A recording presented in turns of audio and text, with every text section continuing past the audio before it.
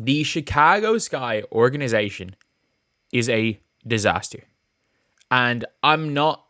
The one good thing they have might be... Oh, other hand. The one good thing they have might be number 5 right there.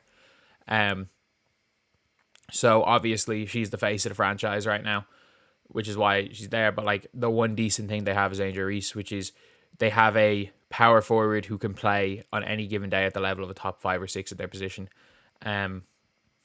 They have a mid-pack power forward as a rookie, which is really hard to do considering it's the best position in the WNBA.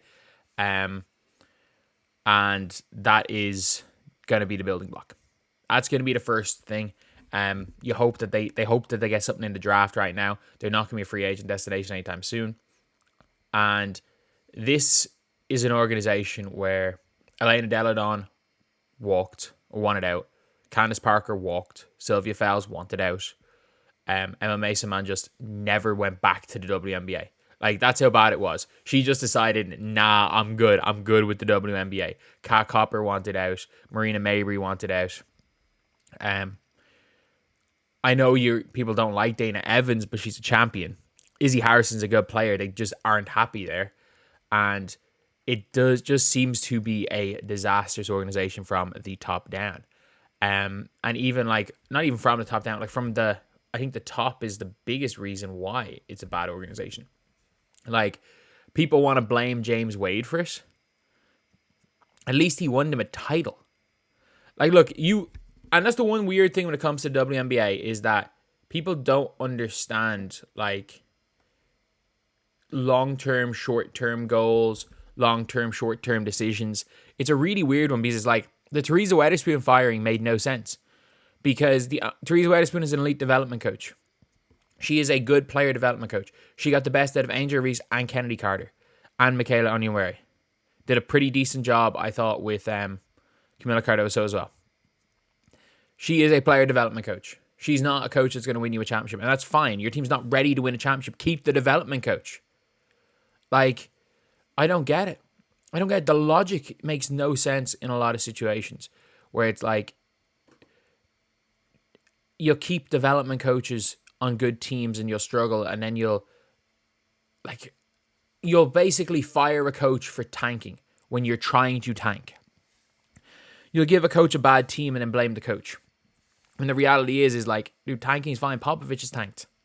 Popovich has tanked seasons. He's had bad seasons. It's about long-term prospects. And at least even the short term. In the short term, Teresa Weatherspoon's the right coach. If anything, just to keep Kennedy Carter happy. You need to keep Kennedy Carter. If this team loses Kennedy Carter, they're screwed. Unless, of course, is a guarantee you're getting Kelsey Mitchell. And you're not going to get Kelsey Mitchell because the organization's a disaster. No good players ever want to stay with Chicago Sky. They've drafted well. They've made a lot of good decisions. No good players wanted to stay with them. Like, this is a team who had, in 2023, Courtney Williams and Alana Smith, two of the better starters in the WNBA, two of the great players that might be champions with the Lynx, Kat Copper, an Olympian, Elizabeth Williams, and what was their starting 5? It was Williams. I think it was Williams, was it? Copper, Courtney Williams, Alana Smith, and Marina Mabry.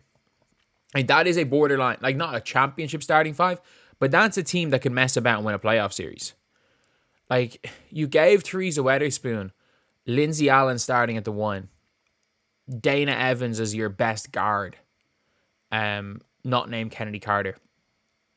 And like, obviously, like, no one expected Kennedy Carter to be anything, and Teresa Weatherspoon turned Kennedy Carter into an all-star. Or it didn't turn Kennedy Carter into an all-star, got Kennedy Carter to focus enough that she played at an all-star level.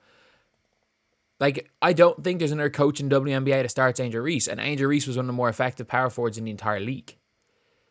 Like, it makes no sense with that. But then you also have to look at the organization, just everything about it. They traded in the Marina Mabry trade, they gave away 2 first-round picks, 2 first-round pick swaps. They traded the rights to Leni Fibic, who is ironically the perfect player right now, who's probably better than Marina Mabry, for Marina Mabry. They traded Marina Mabry basically for a pick next year and to move up like 4 spots in the draft. from the Connecticut Suns first round pick gave up their second round pick. And I don't even think they got, or I think they had the pick, if I'm not mistaken. They had someone's pick, but they basically have a pick swap or something in next year's draft. They basically gave up Breanna Stewart for nothing. And not only that, the bigger problem is that they didn't even get an expiring deals. Rachel Bannum's not in a terrible deal, but Mariah Jefferson's making $150K. Like, she might have a worse contract than Katie Lou. Sorry about my camera, lads. But they gave up. They basically traded Leni Fibic, 2 first rounds, 2 pick swaps for Mariah Jefferson, Rachel Bannum, and a first. That's basically what they, and a late first. Basically what they did. Like, that was an awful trade. And like, the problem is that it's like, they went all in 2021 and they went all in with James Wade. They went all in. And the problem with going all in is sometimes it might take 4 or 5 years to rebuild, but they seem to want to rebuild in a year. Like, just tank another year. There are players in 2026. There'll be players in 2027. Go and do. This is the first year of the rebuild. Go and do what Indiana did. Go get yourself back-to-back first round picks or first picks. Go do that. In 2027 is when Juju's there. You have a potential to get a Juju. Like, look, I get it. Players want to win. Angel Reese wants to win. This team is not even close. They don't have the future prospects. As good as Angel Reese and Camila Cardoso is, they're too far away from being like a team to compete at the highest level because they don't play. Not that they don't play well together, they don't fit together. Like we've seen with Dallas. You can't play 6'7" non-mobile bigs for too many minutes because you've seen like Tierra McCown gets cooked and they have Kalani Brown coming off the bench from McCown and it just doesn't work out.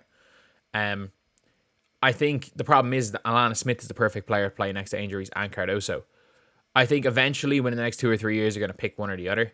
I would assume you pick Reese because she's easier to build around. She plugs and plays into any system. But this team does still need a first. Like they keep Kennedy Carter, she's the first option. They still need a good second and third option. Like they are 2 players away. They are if they're a Leni Fibic and I don't know what good 2 guards. 2 guys that can shoot a little bit. An Ariel Atkins type player. They're an Ariel Atkins type player and a Leni Fibic type player away from being a 5th seed. But yet they're out here firing their coaches for what? Like not winning games on a team that started Bree Turner. No offense to Bree Turner, but like, come on. That's not Teresa Weatherspoon's fault. It is not Teresa Weatherspoon's fault they were bad. And if anything, she did a great job. The whole organization just seems to be a shit show. And there's a reason why players want to leave. They literally, like, they don't even have their own changing rooms in their practice facility. Yeah, they have this new state-of-the-art facility being built in 2 years' time, but, like, why not just pay a little bit of money to completely rent out a place right now? There are definitely places in Chicago where you could say, we will give you X amount of money for a year, let us use it exclusively for a year. Book somewhere exclusively. Like, not hard. Not that hard. Maybe, I don't know.